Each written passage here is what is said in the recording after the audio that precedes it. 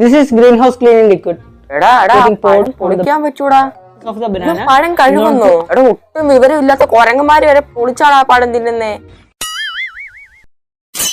ഒരു കാര്യം ചെയ്യും, കുറച്ച് ടിഷ്യൂ പേപ്പർ കൊടുത്ത് തിന്നിട്ട് കുറച്ച് സാനിറ്റൈസർ കൊടുത്തുകൂടി. അതാകുമ്പോ വലിയ പേടിക്കാനുള്ള കാര്യമൊന്നും ഇല്ലല്ലോ. ഇപ്പൊ നാട്ടിലെ കൊച്ചു പിള്ളേരെ വരെ കളിയാക്കി തുടങ്ങി. നിന്റെ കയ്യിലിരിപ്പതായിരുന്നല്ലോ.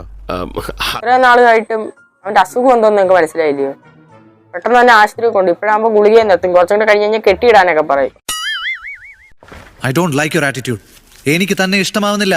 താൻ എന്നെ കയറി പ്രേമിക്കാനൊന്നും വരണ്ട. നൂറുകണക്കിന് ഉത്തരം കിട്ടാത്ത പ്രശ്നങ്ങൾ കയ്യിലുള്ളവൻ ഇപ്പോഴാണ് ഫോർച്യൂണർ എന്ന മോഹം തന്നിൽ ഉണ്ടായത്. പിന്നെ ഒന്നും നോക്കിയില്ല, വീട്ടുകാരെ തെറി വിളിച്ചുള്ള വീഡിയോസ് എല്ലാം അപ്ലോഡ് ചെയ്യാൻ തുടങ്ങി. എനിക്ക് ചൊറിഞ്ഞ് വരുന്നുണ്ട് കേട്ടോ.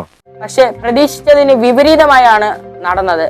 ഉള്ള വീസും കൂടെ കുറഞ്ഞ് ഇപ്പൊ തന്റെ കയ്യില് ഫോർച്യൂണർ വാങ്ങാൻ പോയിട്ട് കിൻഡർ ജോയ് വാങ്ങാൻ പോലുള്ള കാശില്ല.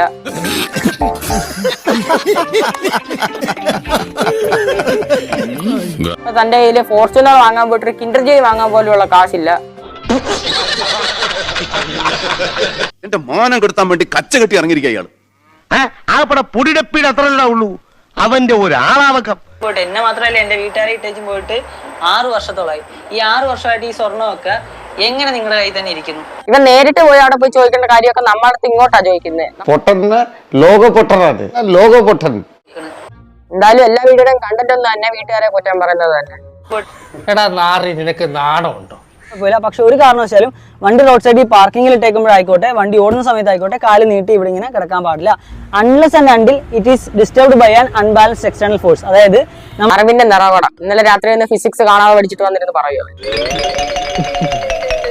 ഫ്രാഡുകൾക്ക് ഈ രാജ്യത്ത് രക്ഷയുള്ളൂ. എന്നിട്ടും എന്തുകൊണ്ട് സാറ് രക്ഷപ്പെടുന്നില്ല എന്ന് ചോദിച്ചാൽ സാറിന്റെ ഫ്രാഡ് പണികൾ സന്ദർഭത്തിനൊത്തു എരുന്നില്ല എന്ന് ഞാൻ പറയും.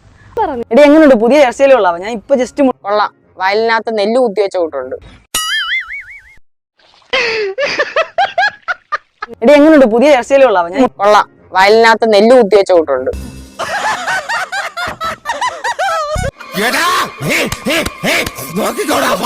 കേട്ടി വന്നേ ഉള്ളു. നീ എന്താണ് കിച്ചു കാണിച്ചത്? കിട്ടി. ഇത് എന്നെ കൊടുത്തായിരുന്നെങ്കിൽ അവൻ എന്നെ നന്നായനെ. നീ എന്ത് പറഞ്ഞാലും കളിയാക്കരുത് പ്രസാദേ. ഞാൻ ശവത്തെ കുത്താറില്ല. ഞാൻ പറഞ്ഞു അടി കിട്ടിയിട്ടും ചിരിച്ചോണ്ട് നിൽക്കുന്ന കണ്ടില്ലേ അവൻ? എടാ നാണമില്ല.